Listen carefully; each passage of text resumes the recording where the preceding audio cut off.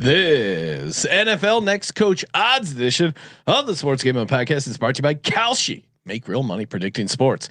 Kalshi is available in all 50 states, and you get $20 free with promo code SGPN. That's Kalshi, promo code SGPN. This is Jerry Glanville, and you're listening to SGPN. Let it ride, brother.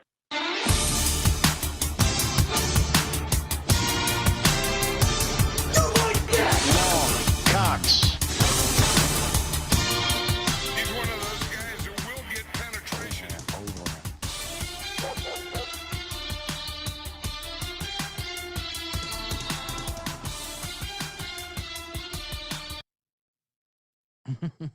Oh no! What happened? Oh, sorry. Go. Show's show. live. Go show. Welcome everyone to the Sports Gambling Podcast. I'm Sean, stacking the money green with my partner in picks, Ryan, Real Money Kramer. What's happening, Kramer? Dog. An abrupt ghost in the machine. Woo, and smoking my weed. Yeah, technical issues early. If you're watching live, great reason to smash that subscribe button. YouTube.com/Sports Gambling Podcast.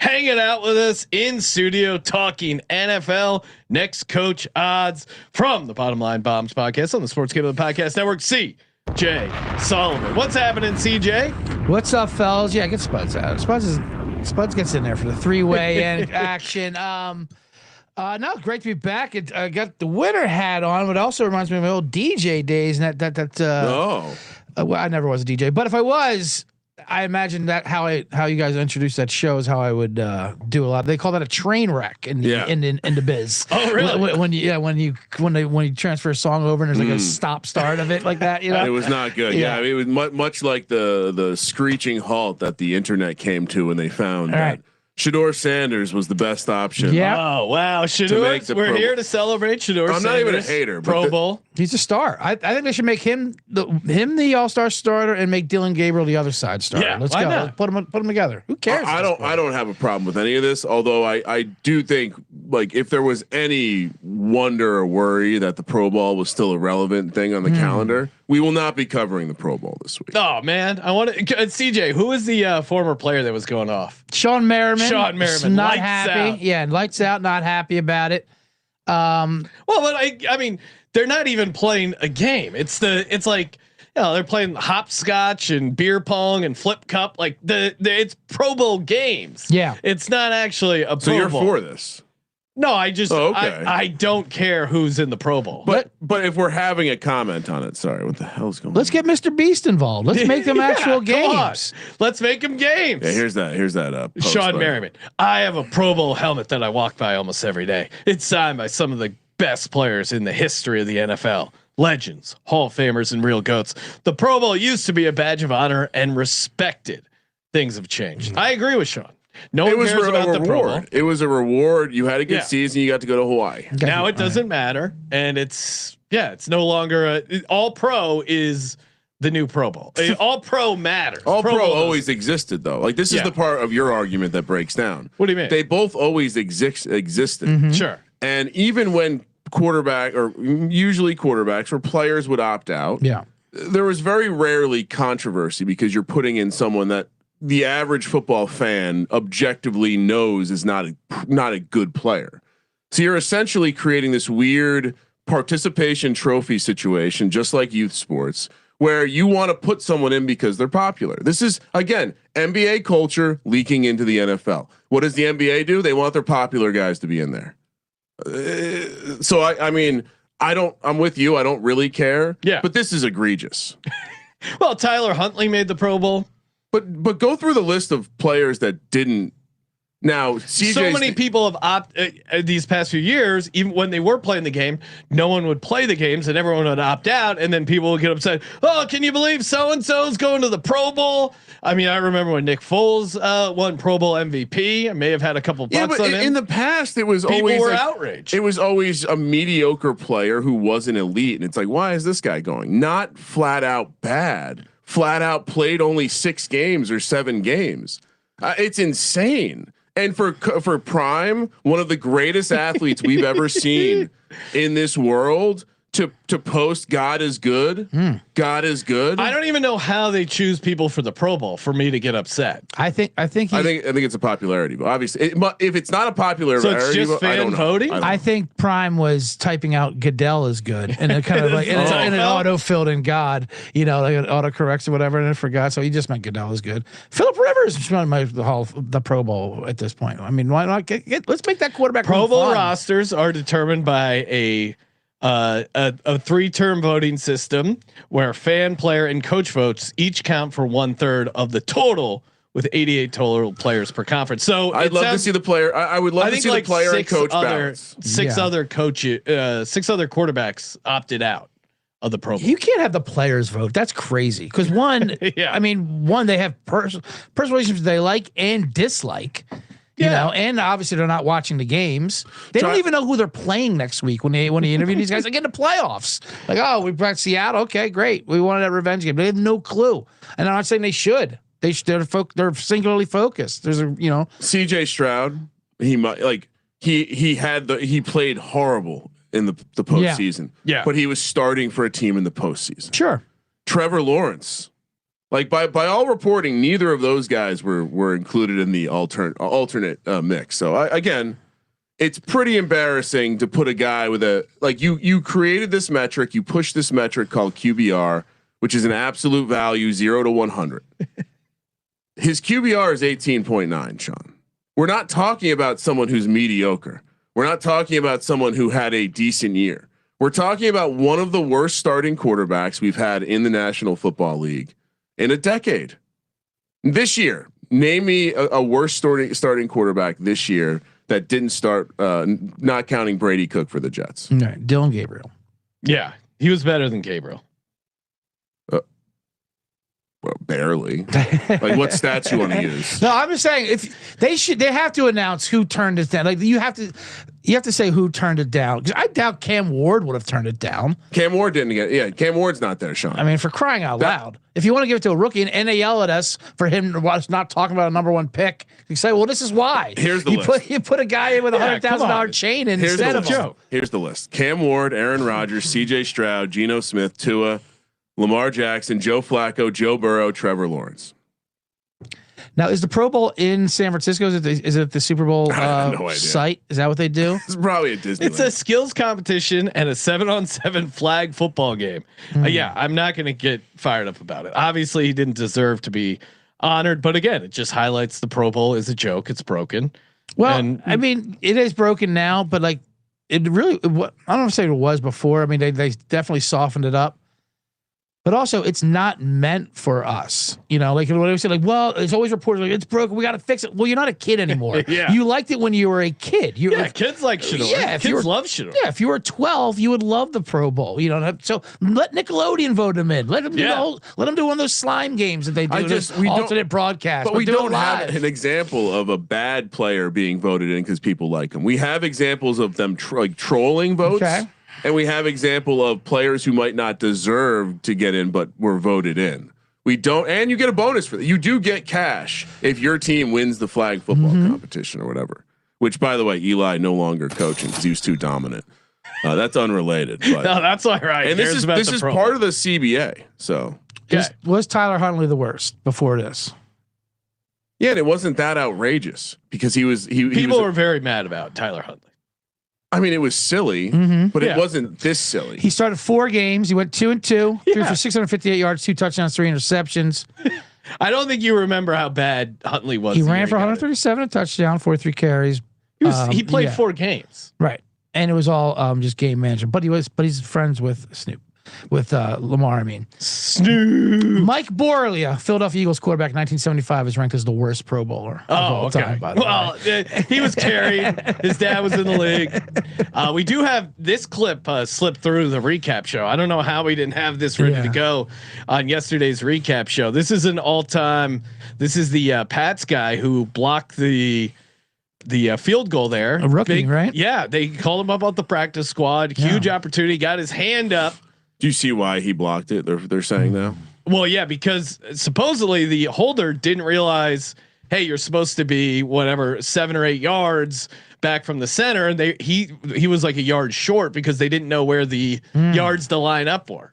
We should probably, I think Florio's onto something. Neutral site games in domes, just like college. He just says, Florio threw it out there that neutral site games for conference championship games, which is insane. Now Lutz did backtrack that comment a bit about the yard being a yard short. He said he takes responsibility. The kicker always takes responsibility. All out nonsense. After he threw the guy under the bus. After he threw it right under the bus. After I floated out the idea that it was your fault, I take full responsibility. Florio's very good at a job because you can't tell if he's a troll or if he means it. Because he always will do the, oh no, I'm serious. This is an awesome, hilarious post game interview. Just jumped in the air and I got a taste of the ball. What was that feeling like? Hit the ball, but it was exciting. Just the rush and the adrenaline coming. Just jumped in the air and I got a taste of the ball. What was that feeling like? He kept the straight face the whole time. And to him, he planned that. Yeah, he knew that. He knew that. This is his time. Are you crazy? He didn't crack a smile. He said, "Great delivery." Yeah, he planned that. I got a taste of the ball. No Diddy. I mean, all time. There's a bunch of ways he could have said that. That was a pretty well written joke. Well delivered as well. I just saw the Diddy documentary. Side note there. I just 50 put him in a body bag. Caught with the 50. He put it out there. I mean all that stuff, the baby oil stuff, that's barely even a part of it. It's like kind of towards the end. But I used to be like jealous, but I'm like, man, this guy did accomplish so much, by himself, whatever. It's like one of those hustlers, self-made guys. Yeah, absolutely. At a young age and did the whole thing. And then I watched that. I'm like, you know what? Maybe it's a good thing I haven't accomplished anything because I could have been a monster like this guy. Maybe right. Oh man. Yeah. Bad news. He went to a CJ party. He's canceled. Yeah, absolutely. He was so he's not a good guy. Didn't seem to hurt Drewski. Drewski, yeah. Eventually the paper trail might catch up to Drewski. That's why he's cashed in on all these commercials. Get all the Verizon commercials. They're very similar. While you can, Drewski. Joke thief. Oh really? Yeah. That's where CJ crosses absolutely. the line. I appreciate that. So now I know Drewski piece of shit. Some things are unforgettable. Right. Now, supposedly the rumor to the Diddy documentary, I don't know if it was true, but that basically Diddy was like, all right, I'm going to be found innocent. He hired this guy to film all this footage of him and the trial behind the scenes. And then he's found guilty. And he's like, well, I don't want to make that documentary. So he refused to pay the guy. And then the guy just went to 50 Cent and goes, do you want to buy all this footage? 50 Cent goes, of course. Is that true? That's what I heard. Yeah. That is all time, like getting fucked over by you being an asshole. That's how you always pay your bills. That's believable. I know a lot of it had to like literally be legally turned over to the court. So then maybe it might have been up for sale then. Yeah. Yeah. Like I skimmed a headline. I will say this: 50 Cent, his pettiness is elite level. Yeah. He did his interview promoting it. And he did it on ABC specifically because he said that's the only channel that they get in prison. So he knew Diddy would be watching. Oh man, that is a troll. Yeah, 50 Cent's pretty amazing. All right, we got a bunch to talk about, some fun future markets to break down, and we're going to be using some odds from Kalshi. You want to play along, Kalshi? I mean, you want to bet on Diddy stuff? You can. You can also bet on college basketball, professional football, the big game coming up. There's already, great prices over on Kalshi, and the best part is available in all 50 states. New traders get $20 in their account. A lot of weather-related trading opportunities here. If you're stuck on the East Coast and you got some weather insight, head over to Kalshi. Use that promo code SGPN. And we're also brought to you by Avo. Avo, the ultimate arbitrage tool. If you don't know how to arb, as the kids say, it's very easy. You sign up over on avo.bet, use the promo code SGPN. You get $18 off your first month. You sync your sports books, and then you'll get alerts. Hey, play minus 135 over on the green book plus 215 over on the blue book. They even tell you how much the amount, and then you lock in a guaranteed profit. One of the few ways you can guarantee wins in sports betting is by playing both sides. Avo helps you find those great opportunities. Go to avio.bet and use that promo code SGPN. That's avio.bet, promo code SGPN. Wow, those Kalshi markets are getting crazy. By the way, I did lose on the free solo climbing over the weekend. I bet on his demise. It did not happen. But I did. I know. I saw in Kalshi they had how long it would take him to climb the building. Did they actually have like? Oh yeah. Sure, absolutely. I made it back though. It's crazy. What's crazy to me is how much the average, like the TMZ person, became aware of this dude. Yeah, this weekend. Sure, well, they had that big Netflix thing. Yeah. No, I know. It's just there's already been a documentary about him called Free Solo that won an Oscar, didn't it? Yeah, it's great. Yeah, if you want to watch, I highly recommend it. A guy named Jimmy Chin made it, which CJ and I were really talking good about. filmmaker Who is like extreme. Man, if you want to watch his best, Free Solo is crazy because he's obviously the guy climbs without any sort of ropes, but. He does a documentary of the first ascent in this Himalayan area called Meru, which is very, very good. So, well, in the Free Solo one, it's he makes it, but still, it's crazy watching it. And the way that he I'm blanking on the name of the wall that he's climbing in Yosemite. Maybe you know, Sean. But he.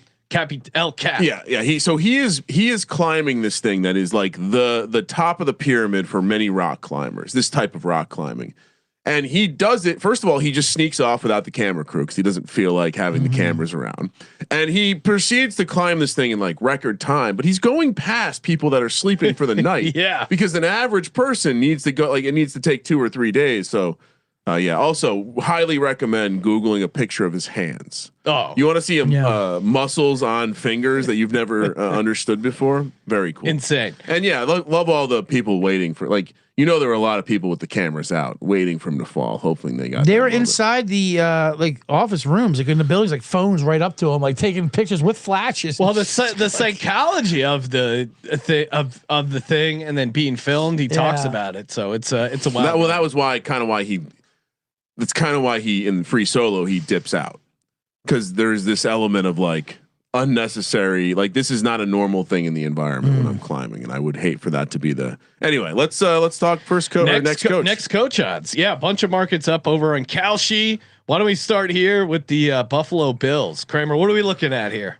Well, this is recent. This is like today. Yeah. And so obviously we all know who Grant Udinski is, and the great turnaround he was a part of in Jacksonville. He's now the massive chalk, up to 60%. So if you're looking at regular sites, you're probably dealing with something between maybe plus 150, even money. But what's crazy is Daboll has fallen off to the point where, Clint Kubiak 15%, Daboll 15%, Davis Webb 10%, and Joe Brady 3%. So and Clint Kubiak's interesting, obviously, because he wouldn't be available obviously till after the Super Bowl. So that one sitting there. But if we zoom in, look at this. This is since this morning, right? Like they're clearly positive news coming out of the Udinski interview. Maybe Josh Allen's into him. Well, and then also too, Grant Udinski agreed to a pay bump with the Jags. So this is, and he's withdrawn from the Cleveland head coaching search, which everyone seems to have done. Well, he couldn't find a number 2 pencil, so he could not fill out his Scantron. Yeah, so he wasn't his essay wasn't inspiring enough. So he already is getting the pay bump from the Jags. I don't know if that helps or hurts or has any impact on him for the Bills. I kind of think Daboll is still a decent play here at 14%, and or Kubiak. I mean Kramer, why is Grant Udinski a massive favorite just from this interview? I don't know. I do find that these markets tend to allow momentum to happen. And so when news happens, there's like this pile-on effect. And also I think you have a lot of bot type activity. Yes. That 100%. Will look for as the price is going down or up, depending on. To like ride the wave. Think about it more like this. Remember Office Space and the rounding errors that they were stealing off from Superman 3? So I believe I've been falling into some understanding. This is more it's a general statement, but there are people building software to essentially take advantage of the margins. if all of these things add up to 99 cents, there's an extra cent in there if you play both sides correctly. And so I think that allows for momentum to exist in these things. Now, will I be surprised if Grant Udinski is 60% tomorrow? Probably. Yeah. But I'm also seeing like the Bills fan accounts. Grant Udinski. We want Grant Udinski. He's not, and the logic seems to be he's not Dable and he's not Davis Webb, who have been there before. Yeah. So what about the other guy we've been talking about for these head coaching? Now he's officially available. Nathan Shilasi. Well, he showed up, and we'll get to him in a bit because he's actually one of the favorites for one of the teams we're going to talk about here. So, but on this Bills front, I don't really know. We were talking to CJ. I was talking to CJ before. It's like, and same with you, Sean. The Dable thing. I've read nothing that makes me think that anything's changed on that front. Now, if you look at this other site, that's not one of our sponsors, real quick. Udinski is even money favorite. Then you had Dable at 2-1. Then, Then Davis Webb 225, Kubiak plus 450, and a name I think that shouldn't be thrown out is Joe Brady at 10-1. Now I know the fans want someone new; they don't want someone like Dable or Davis Webb who's been there, and obviously Brady would be in that camp as well. But it's just so bizarre when you have Josh Allen sitting in the interview room. It is odd. I mean, what is he? He's going to want. You'd think he'd want someone that has a relationship with him, and apparently he has a very good relationship with Joe Brady and Dable. To be honest with you, I mean, Dable makes most sense to me because this isn't the time for a young coach to do new innovations. This is a team that's ready to win the Super Bowl. You just need to push it over the top. This is your Tony Dungy to Gruden switch here. I don't see how this isn't Dable or Brady. I'm going to fire on Dable. They just updated the odds while we're talking about it. Maybe some of the listeners firing, but Dable $10 wins you 50. So I don't know. That's great. I'm taking a sprinkle on Dable. Kramer, what are you doing? Yeah, no, I mean, I think what you're seeing here is you're seeing due to the Udinski wave, you're seeing and probably can find a better price at a standard book because 57% probably rounds out to like 135, something like that. Whereas now look at Dable. I don't know if that was you, Sean, but Dable just creeping back up to 20% in front of our eyes. So that also tells me, not throwing shade at your bet size, but maybe this isn't the most efficient market, and there isn't a ton floating around in there. But yeah, I mean, to me, I would still put a pin in Dable. Okay, I think at the end of the day, if you're this own, it strikes me as they want to bring in the Josh Allen guy, and I think if Josh Allen gets his picking, it's going to be Dable. So that would be my final answer. And what was the payout? Like roughly 6-1? 10. Well, it was 6-1. Then we kept talking about Dable, and now it's 10 to win 48. Yeah. So I mean, and 20% is so it's a little bit like less than 20% basically now. Well, no, 4-1. 5-1. No. Oh yeah, I guess because you get your stake back. Yeah. You almost have to think about it in European odds, where this is like 5, but 5 -1, so 4-1. Any other notes on the Bills? They're gonna screw this up regardless. Yeah. Or like whatever. Bills fans are gonna be outraged. I don't think any of these choices are good. That would be my take. What do you want to do next? Vegas, Arizona, or Cleveland? Let's go Cleveland. And so Cleveland, as you can see, not a lot of people withdrawing from the race. Yep. But to your point, Sean, you and CJ have been hot on the tail of is it Sheelas? Yes. Sheelas. Nathan Sheelas. Yep. And Jim Schwartz being a huge well, that would be the most Browns hire ever, Jim Schwartz. Especially the way these guys talking about, and I know the joke was about making these coaches take tests and all that stuff and the essay test, which is hilarious, obviously. But it comes from like with the preface of they're very heavy into analytics. Since when? Yeah. What is a Cleveland Browns analytical team? No, these are the guys who have Freddie Kitchens and Hugh Jackson. What are you talking about? And their payroll is all these guys that aren't on the team, right? By analytics, he means that the team that helped him shave the 2 cents off the gallon of gas. Yeah, he had his was own. skimming. He had his own Superman 3 thing going. Yeah. Shilasi peaked. What was it? he was as high as 84% earlier in the day. Now he's down to 40%. Yeah. Schwartz is on a crazy ride. He's up 33%, up to 44%. And then Todd Monken hanging around here. Clint Kubiak in the mix. I would say no. I don't think anyone else is. If I'm being completely honest, I like Todd. I don't think Todd Monken is in the mix either. From what I've read, just about his likelihood landing with the Giants, and so I would imagine this is a 2-horse race, and the Jim Schwartz makes way more sense for this Browns team, right? Don't change much of anything. Yeah, the defense has been really good, and but your comment on the Browns analytics. If the Browns are scheming up an analytics test, Jim Schwartz is going to pass that test. He would definitely cheat on it for sure. I mean, there's no way he doesn't pass it. Pass the test. But the reports today from Andrew Siciliano, who our host of Red Zone, the OG. Yeah, not that. And they banished him. They banished him to local Browns radio. Yeah, he does local Browns radio, so he definitely has his finger on the pulse there of the Browns. He was just in L.A. He said all the Browns heads in L.A. love Nathan Charlise. Obviously, they said they couldn't talk more highly of him than he's also a leader of men in that kind of situation, which you can see them already selling to Browns fans because they're so. But then why did he drop so much today? Is it just because people are getting hot and bothered on Jim Schwartz? Yeah, I mean Jim Schwartz is the most Brownsiest of Browns hires. Charlise he's an interesting guy where he was the hot OC guy, and then for some reason he just vaulted past that. Like hell, I'm going to be a hot head coach guy now too, right? Since everyone else is dropping out of this Browns job, I might as well be the coach of this stuff. I mean, he was a hot item at Iowa State a couple years ago when he was offensive coordinator there. Yeah, I like Shelley's there, especially if you're getting a better price.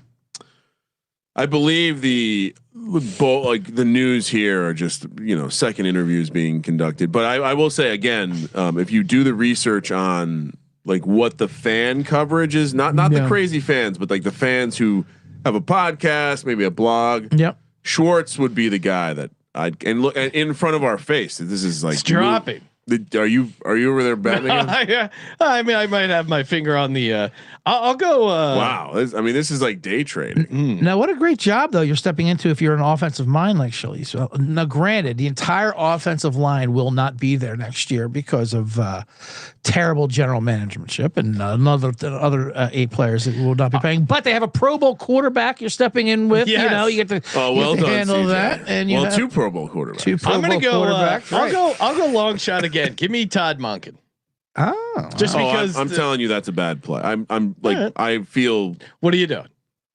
Oh, I would take Jim Schwartz. Oh, okay. You like Schwartz? Yeah. All right. I would warn you to not burn your long money. Shot. But it says, but that's what makes it crazy. How can you be selling with this analytical organization and you come out with Jim Schwartz? Or you got to go Todd Monken. Or even Todd Monken. Todd Monken. He's fixed some quarterbacks before. Get in Todd Monken. They'll trade for Snoop Huntley. They'll be good. I think I like. That's another Pro Bowler. Just keep adding Pro Bowl quarterbacks. Huntley, Shador, Deshaun Watson. Good luck with your Monken play. The Browns are gonna now. What will be funny is if the Browns just hire someone random that no one. That's the most random one that's available right now. I think they go off. I don't think it's Schwartz. At least he was an offensive coordinator in the league, not some guy who was making PowerPoints for Sean McVay. I'm just Yeah, I think Monken's called plays. He was running. He had multiple years of MVP. So the reporting is he seemed when he was going, and Justin Herbert when he was going best quarterback in the league. Todd Monken was his OC. When he was going from multiple jobs, there was some conversations that made it seem like Todd Monken wasn't interested in Cleveland. Yeah, and so I don't know if this is just him going through the process, but I would be very shocked. It's not hard to get. Now I think that splits the coaching era right there. Do you call it a PowerPoints? Yeah. Or do you call them are they slide sheets now? Is that what the kids call them? I don't know if you watched the little documentary, the Rams. Over 40 still calls them PowerPoints. I know that. Your Nathan Shalises will call them your. But it sounds like slides. Or it sounds like they have a conversation. The Rams, that is. Yeah. And this has been a role that has gone on to like Liam Cohen was doing it at one point.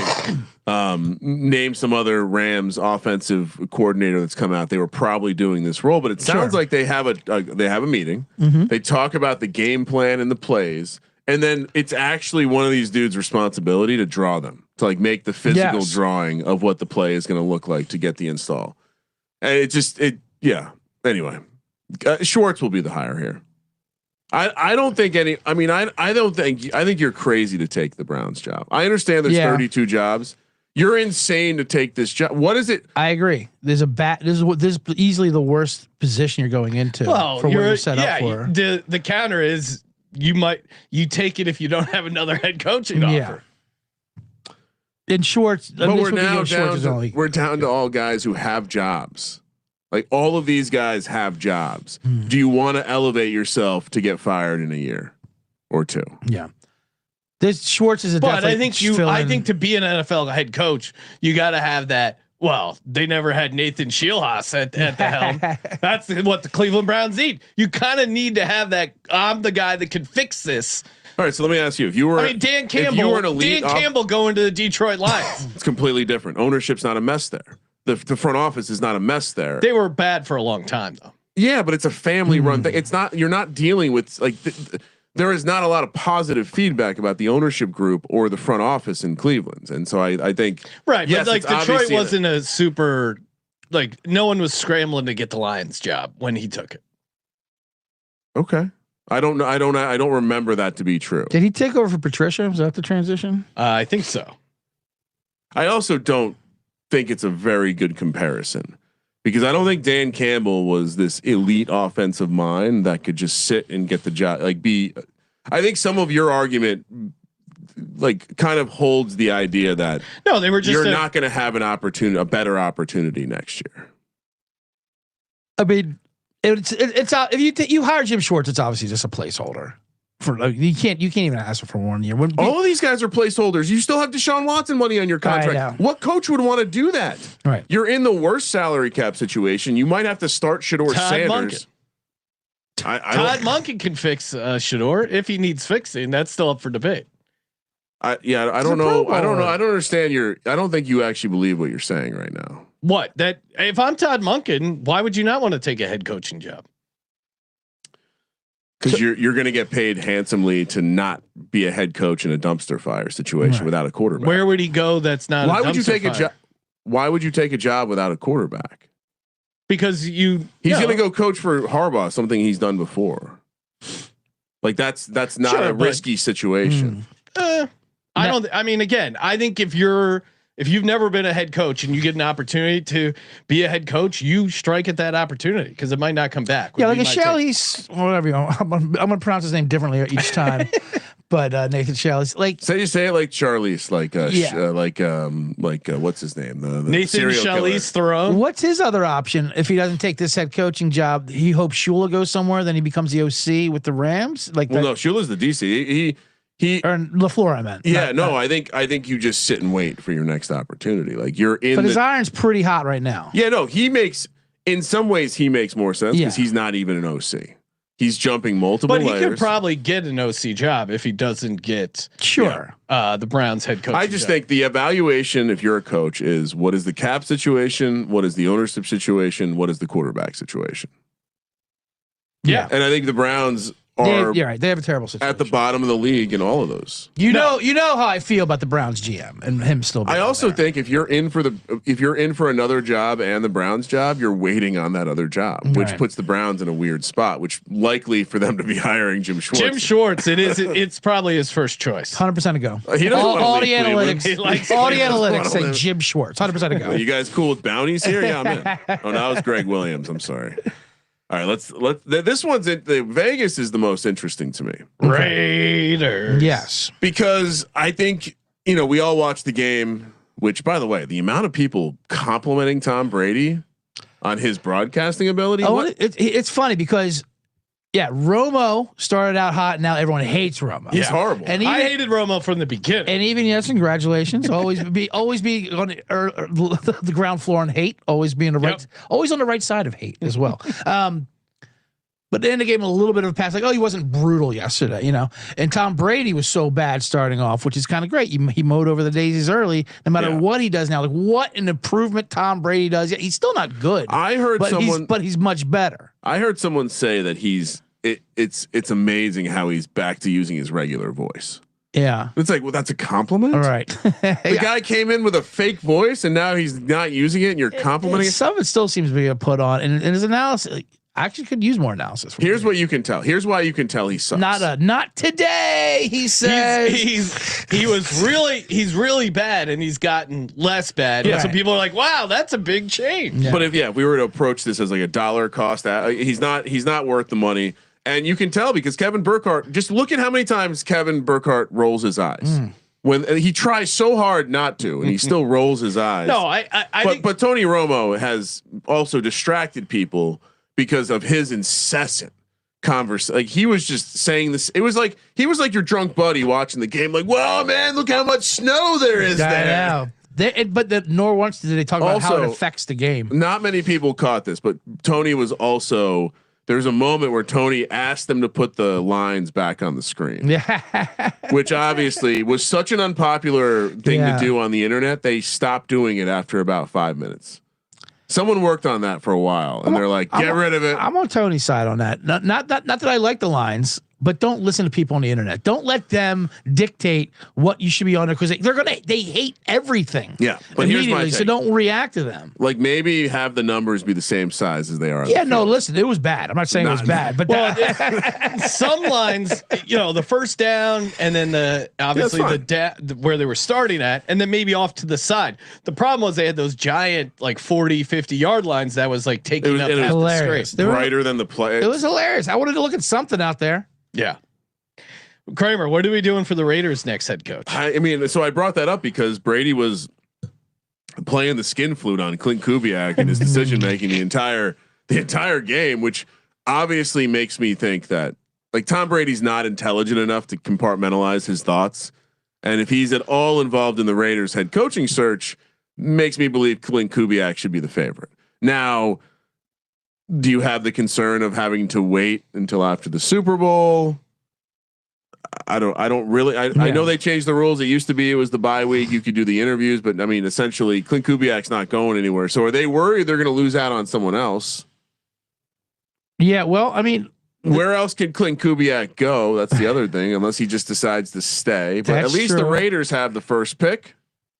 At least the Raiders have a couple roster pieces, and at least the Raiders have an ownership group that seems committed to winning with Tom Brady. They do have that. They do have money. They do have a horrible roster. I mean, they have 3 playmakers, maybe.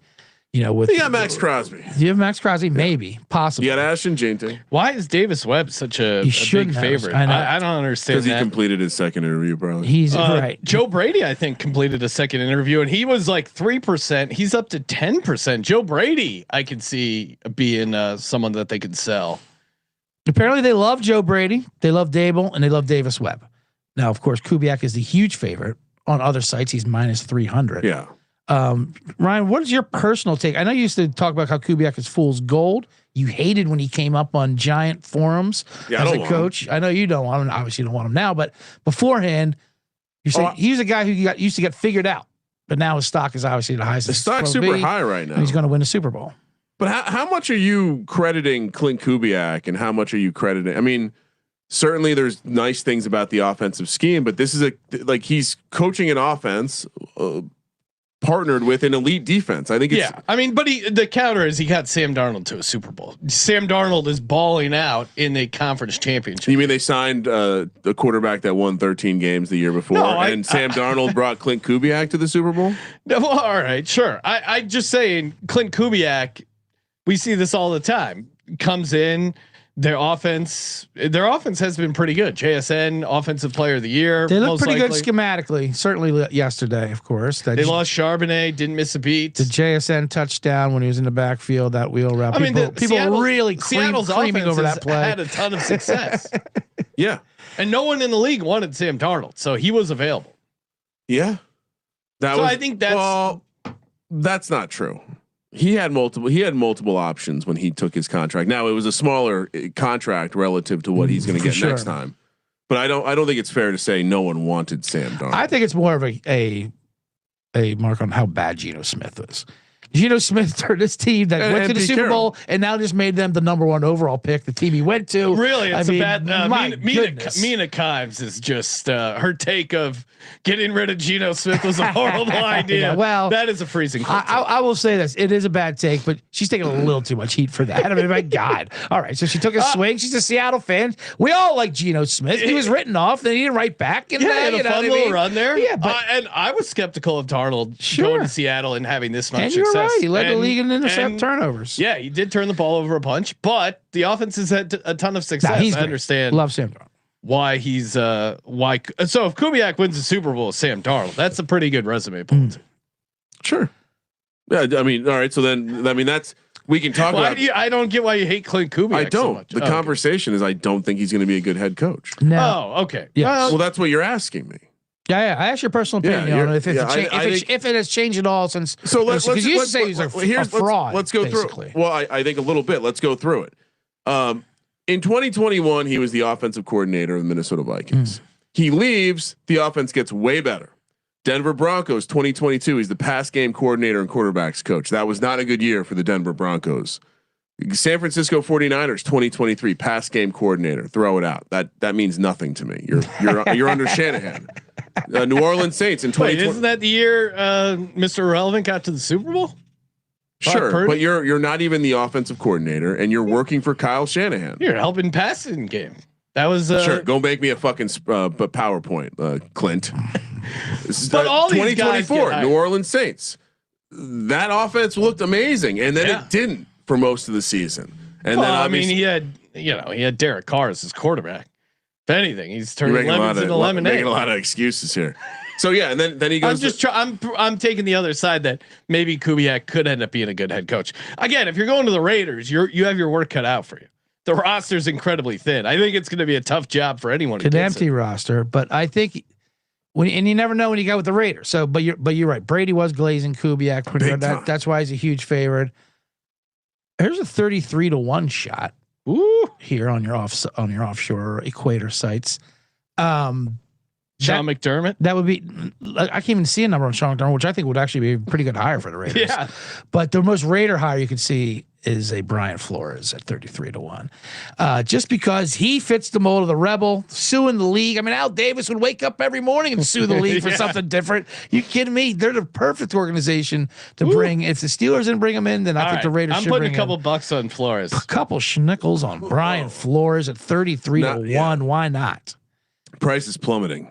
The form. Wait, I just clicked it. Went from 2 to 1%. What the hell's going on here? Well, and look what's happening with Davis Webb in front of our face. I mean, first of all, no one's taking the yes on Brian Flores, but Davis Webb has been traded all the way up to 65% while we're talking. Yeah, I was just going to say you're to take a page from you there, Kramer. I've seen some fan forums, Raider fan forums, the serious ones, and they're all pretty much on board for Davis Webb.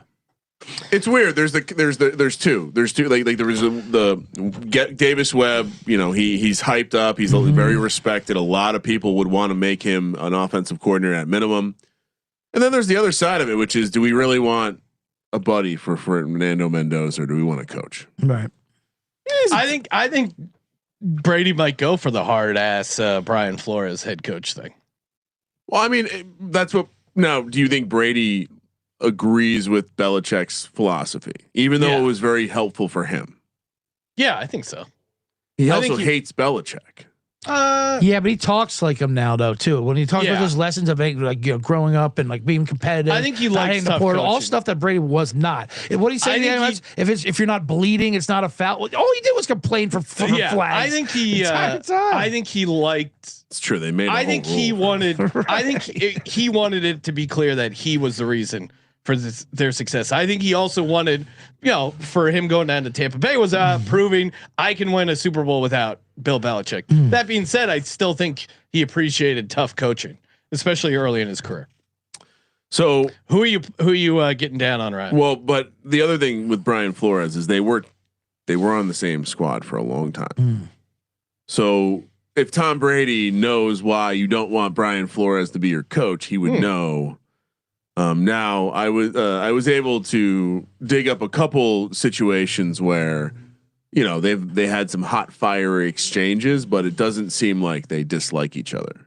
Although Tom Brady was asked about Brian Flores at one point towards the end of his career, and he made a comment that they have always had a great professional relationship. What does that mean? Why do you have to put professional in there? Yeah. So I'd maybe be a little bit scared off that one. If I think it's gonna be Kubi. Dude, I heard Tom Brady went out of his way in a way that you don't typically see, just complimentary of the scheme over and over. And it's like, well, JSN also just ran an insane route right there. But yeah, great scheme. Yeah, I like that scheme. I like that scheme when he said, JSN, catch that ball with one hand and have it stick to your palm. Oh my God, that was an insane catch. He run out of bounds. It's Kubiak, I think. Because you have the running back, you know that Kubiak will be able. The one thing I'll give Kubiak credit for is I have confidence that he'll be able to get a running game going. Also, did Tom Brady? I think Tom Brady makes things up obviously as he gets older. Dude. He said JSN doesn't have a tell when he breaks over his route with his shoulders. Like he never moves his shoulders, so they never know which direction he goes. And he's the only receiver that does that, and like that's why he's so hard to cover because he just like comes out. He's also fast. Shoulders squares, and there's no dip. First of all, Tom Brady, what would you know about wide receiver release points and tells for D-backs? How could you physically, like I heard that and I'm like, oh, okay, interesting insight, but I didn't actually do the math. How could you run without moving your shoulders? You would look like a. So what he's describing is, and if you watch, you don't know what I'm gonna do. And it's also just I've never heard that in my life. Well, he did a bad watching job. any football. Again, Tom Go back Brady. to talking about throwing in the wind. People like that. Yeah, Tom that was Brady good. is so well spoken. Yeah. I think he did a bad job of just. I think what he was trying to say was, if you watch any of the film bros nowadays when they're highlighting receivers,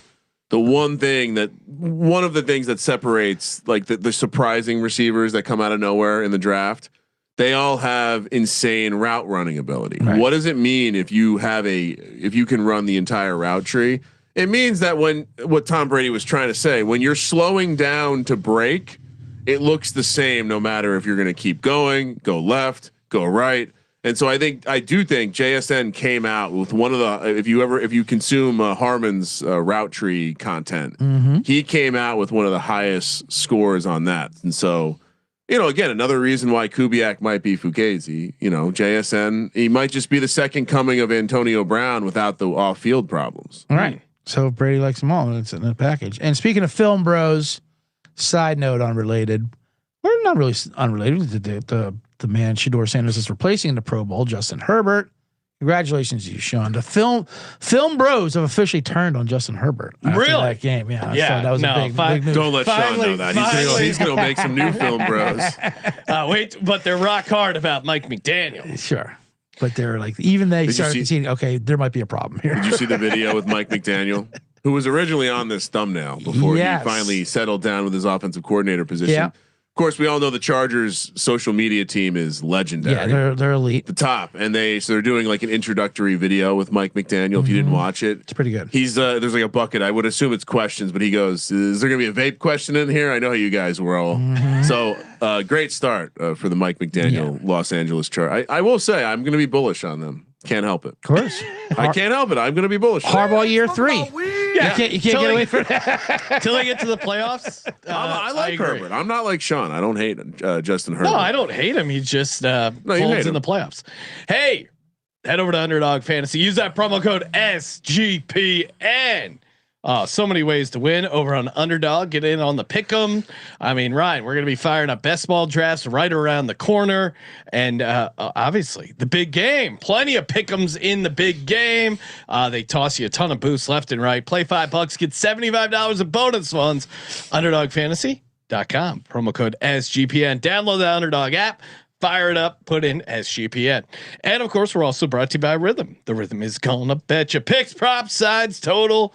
Rhythm has it all, including a brand new parlay optimizer. Optimize those parlays. And I've been working around here with a nice little college basketball model. Very fun. You can pick the factors that matter to you, and Rhythm will build a custom betting model. Even will give you historical data to show you how it's done. And let's see if they have any props up for the big game. Oh, here we go. Austin Hooper over 9.5 receiving yards.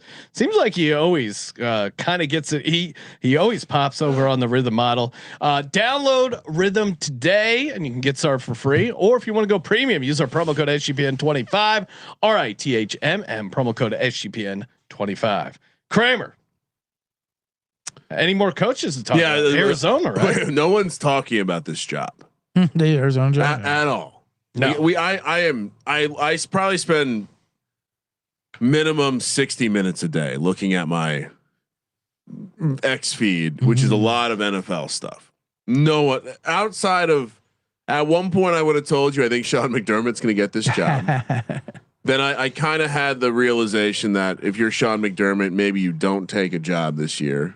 He did start floating out the idea that he's going to wait a year, take a year off. Well, because if he waits a year, what does he automatically become? The sexy, the top guy. Oh, guy who's got. Same with Tomlin if he wanted to. Him and Tomlin won a bunch of playoff games. Teams will be desperate if they wait one more year. All right, so Arizona Cardinals. Anthony Campanelli. Wow, I did not realize he was back in the mix. Yeah, he's the second favorite on one side. He's plus 150. Does he count as the Rooney Rule? Is that Campanelli? Wait, he's half Sicilian. Maybe he's got a little. By the way, great tweet I saw out there the other day with after Phillip Rivers interviewed with Buffalo. He goes, "I think the league should have a loony rule where every team has to interview one just crazy candidate." That makes no sense. Did you see the joke someone made about finally Phillip Rivers pulled out? Yes. Well done, well done.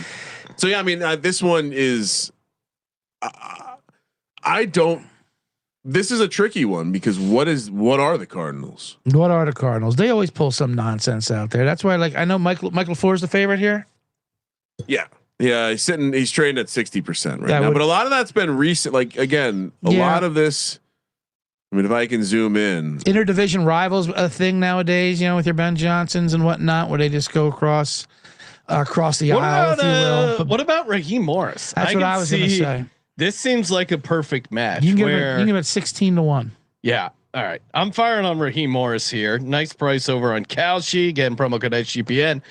But the case for this seems like the perfect match where the Cardinals can't be that choosy and neither can Raheem Morris.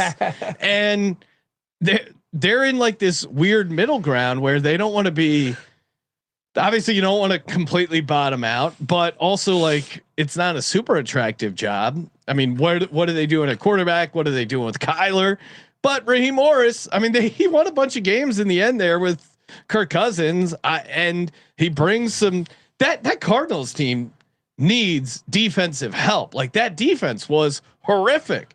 You bring Raheem Morris. Had a defensive guy too. I believe if you hire, Raheem Morris, that should also qualify you for the next Rooney Rule for next 5 head coaching jobs. Candidates, you don't even. You should count as double. Right, I mean, his full name is DeShaun Raheem Morris. Yeah. So the real extra Rooney. I mean, my God. I think the biggest thing you have, a strong name, as they say in the culture. I think the biggest thing you have going against Raheem Morris is that I feel like a lot of his steam is coming from the fact that he's also being rumored to be Mike LaFleur's choice for DC if he gets the job. And so I think Raheem Morris could be on the Cardinals. I wonder, and again, if you're Raheem Morris, you take a year being a defensive coach. You've been mostly a successful defensive coach everywhere. Excuse me, but yeah, does seem like LaFleur with Morris is that's a pretty solid duo if you do go LaFleur and Raheem Morris. But like we said, they are Arizona. But also too, look, Mike LaFleur, Rams OC, he's got a little juice. Maybe I think he might want to not take the job. Not take the Arizona job. You're saying. Again, if you got Marvin Harrison, you got Michael Wilson, you got Trey McBride. I think the Arizona job is more attractive because you also have a franchise that's willing to move off of Kyler Murray. Yep. So and I think in doing so, we just watched Gannon get a nice long leash. But I think if you are going off of Kyler this year, you're not going to be in a great spot, and you might even get a year to be relative trash, and then next year becomes the year. So it's an interesting position because it does seem like you have like some of the cupboard's pretty full. Yeah. and other areas are very empty, which is the quarterback. But it seems like you're going to be able to choose your quarterback, and so if you're an offensive mind, that's attractive to you. No different than Las Vegas. I think that's what another reason why Cleveland sucks. You're not going to get to choose your quarterback because the owner still has DeShaun Watson on the payroll for a while. Right. DeShaun Watson's not playing for the Cleveland Browns, though. Well, then why do you let him back in the building practicing mentoring? I think he plays Shador? next year. I'm just telling you. I'll make that bet right now. Yeah, I think Watson plays. I'll next make year. that bet right now. Okay. They paid him too much. I think you're way to play. off on this. That's what Brad Ward, the Cleveland guy, He's been wrong the before. beat, I know. I'm just saying. What's he saying? he said there's no chance. If that's Watson true, plays. you don't let him in the building. If that's true, he's not mentoring Shador. Why wouldn't they I'm let not him touching play? Deshaun Watson. I see no reason for them not to let him No, play. shout out Shador's their Brad starter. Ward. Shador's their starter. He is a Pro Bowler, but I don't know. When it goes to Arizona, you can never toss out a boring old name too, as well. They don't like the. I think of a Vance Joseph type. This is the one that's interesting as a long shot. I think so. Here I'm gonna we'll go down a rabbit hole here. Jim Leonard yesterday or Sunday told the Green Bay Packers and the New York Giants that he would not be coming to coach their defense. What did you see immediately happen? Now this was not reported, but I'm telling you why. All of a sudden, Green Bay and New York announced the hiring of defensive coordinators. Yes. Okay. So what does that most likely mean? Jim Leonard thinks he's going to get the defensive coordinator. Jim Leonard's from Wisconsin. He would take that Packers job or go work for Harbaugh. No, he thinks he's going to get the job in Denver. Why? Because Vance Joseph is going to get a head coaching job. Yeah, I do believe Vance Joseph. So this is the one that's kind of fun to me. All right. I don't know where I already else. got Raheem Morris. Why not a little Vance Joseph? Yes. Why else would Jim Leonard say, no, I'm not going to come home and coach the Packers defense with Michael Parsons. Right. No, I'm not going to come work for Harbaugh and coach Brian Burns and Abdul Carter. Premier defense. Absolutely. I think again, if you're looking at a defense, there are premier assets on the Giants defense. I agree. That's a bad take for you. No, to say but they were isn't. very bad defense. Agreed, but you're looking at the premier positions and the assets. You have confidence you'll be able to bring in your fillers to fix some of the things that were wrong. And so I think you only tell the Packers and the Giants you're not interested because you either are getting a pay bump in Denver to be their pass rush coordinator, or you're getting the promotion to defensive coordinator. If he gets the promotion, that means Vance Joseph has gone somewhere else. So unless Vance Joseph ends up with the Bills, seems unlikely. That's going to be an offensive guy. The Raiders seems unlikely. That's going to be the offensive guy, or maybe the Browns. So maybe we should go back to the Browns and see what the Vance Joseph price is. But to me, I got the sense that Vance Joseph was moving. Like, but by Jim Leonard saying I'm staying in Denver, I get the sense that Vance Joseph is leaving. All right, Vance Joseph and Raheem Morris for me. Kramer, what are you doing? No, we didn't talk about as we Anthony speak, Weaver. 5%. Was that you? Yeah, maybe. This is amazing. Watching these markets fly on the show. Apparently, a couple bucks really moves the line here on some of these. That's fun. We should do more of this. Just start talking about. Yeah, like, let's just move some markets. Let's do a Super Bowl market move show next Thursday. Yeah, now move over to the Super Bowl lines and see if we can slide that thing around. So real quick, so there is no prop show this Thursday, because it is the off week. Yeah. But do we do a fake move? Can we do we set up reverse? Yeah, do we set up our props here on your cow sheets, if you will, and go against what we really want? I love Drake May. Which, by the way, did you guys all see the Drake May arm injury, shoulder injury? What? I heard about it. Yeah, lifting the trophy in the game. In the game, he suffered a shoulder injury to his throwing shoulder. That's the extent of it right now. Not much more insight. But to follow through on when did they throw the ball? Yeah, exactly. They're like 8 times. People were. I didn't even think about this, but if you take out the Hail Mary, Sean, that was like half of his passing yards. Yeah. If you think out the flea flicker. Flea flicker. Yeah, Well, he had 50 yards without the flea flicker. Let me go back to what CJ was saying about our setup. I'm gonna because people have been asking Super Bowl props or Super Bowl schedule. Okay. Of course, Sean and I will be giving out 60 props for Super Bowl 60. Our pick show Sunday night, normal time, nighttime. CJ will be joining us on Monday. Okay. After Bottom Line Bombs for exotic and novelty props. One of my specialties. Then Sean and I will do the Patriots on Tuesday. We will do the Seahawks on Wednesday, and then I have penciled in here for Thursday after Bottom Line Bombs. First touchdowns, game leaders, and ladders. Now that is the following Thursday, right? Not this Thursday before the Super Bowl. All right. So might have to do some altering. yeah, all right. Get your ladders ready.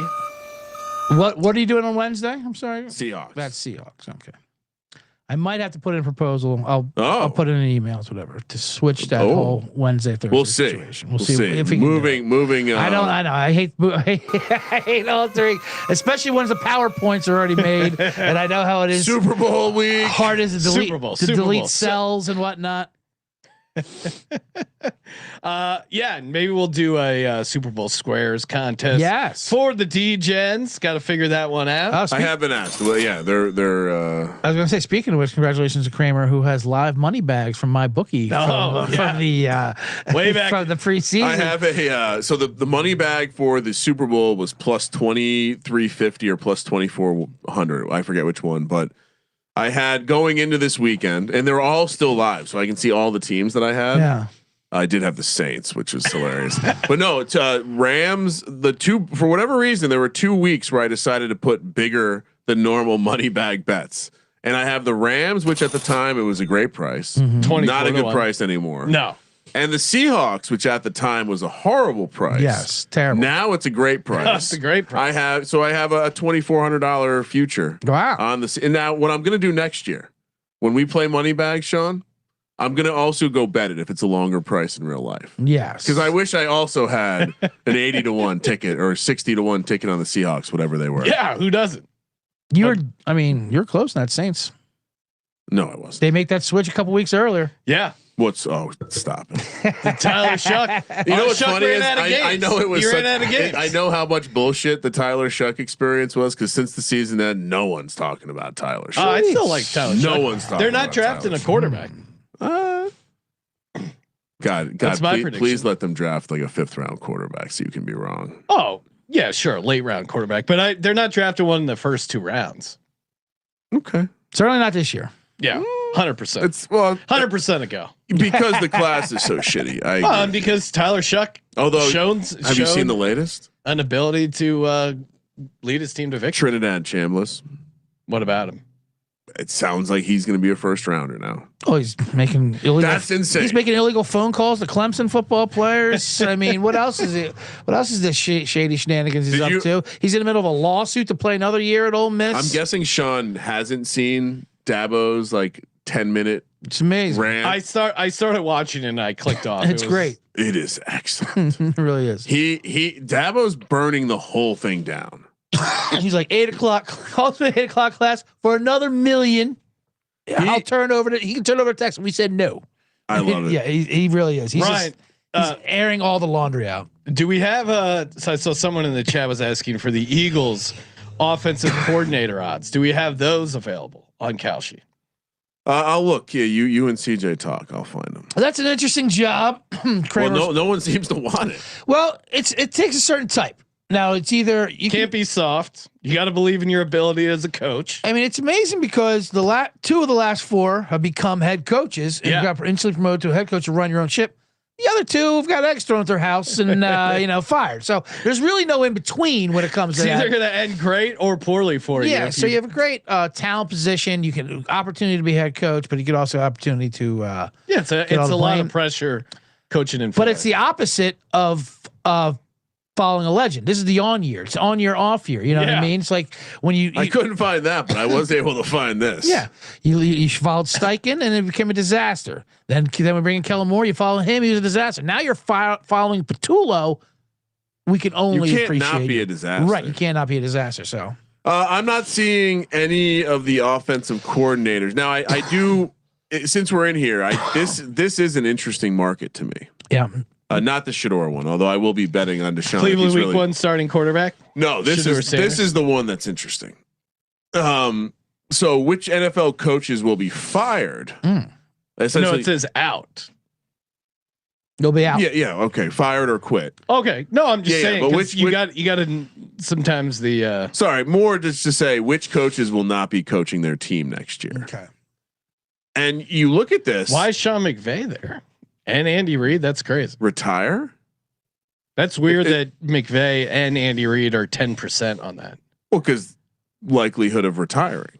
It's a dumb question, as McVay said. Will Stafford be back? When he said, "Will Stafford be back?" It's a dumb question. He's playing at a great clip if he wants to be. I mean, I think the reality is this market. There's no action because no one is. Yeah, Andy Reid. That's crazy too. All these are crazy. I mean, Sean, what happened last time Stafford retired? We were talking about Sean McVay going into media. We were saying he's going to retire. This could be the end. When Aaron Donald retired, you don't remember having those conversations? Oh yeah, but you said last time Stafford retired. Last time it was close to him hanging it up. Okay. We were correlating it to Sean McVay. No, sure. Yeah. Sean McVay. He had that burnout. He had that burnout, but now he's turned it around. I think he's not going anywhere. I haven't heard any TV rumblings with him. Steichen's interesting, especially with that emotional woman on the sidelines. Who knows what what decisions they like to make. I just read a piece on her. I did too. She's great. She's great, but she's also like this like friendly, like she's just hanging out to learn the business. Yeah. She's doing all that to then gut it. Right. Like not gut it in a bad way, but like I get the sense that she didn't agree with everything her father did. And so what better way to put your own stamp on an organization than well, I mean, you joke, but now, I mean, the feds are looking into some stuff. You joke because he died overdosing on pills, but yeah. Well, that being said, she does hold a clipboard and likes big concrete. No, the tone of some of the stuff that has been written about her is like, it's very like positive, but it's also very much like she's going to be putting her stamp on this franchise. 100%. All right, good times as always, and yeah, check out Kalshi promo code SGPN. Check out fun. CJ Bottom Line Bombs. Kramer, we're going to be back tomorrow. What time are we doing our show tomorrow with Colby? 7. I think we're doing 7 p.m. To make sure Colby's done in time for his show. Okay. And look at this. We can bet on how much snow it's going to be. Yeah. What do you like? Trade. Yeah, we'll talk to you guys tomorrow. Answered all your questions and comments over on Spotify, trying to get 2K by the Super Bowl. That certainly would unlock a Super Bowl squares grid for the listeners. Let's get it up to 2K, 5 stars. Appreciate it, everyone. Sean, we want to sweeten the pot for that if we get to 2K. Sure. I'll throw in a digital horse. Wow. And a digital horse. Winning breed line. Wow. Kentucky Derby bloodline. If you're into that, for participating in the Sports Gambling Podcast. For the Sports Gambling Podcast, I'm Sean, second the money grade. He's Ryan. Go Grant Udinsky. Kramer, let it ride. Thank you for participating in the Sports Gambling Podcast. I want better fucking execution.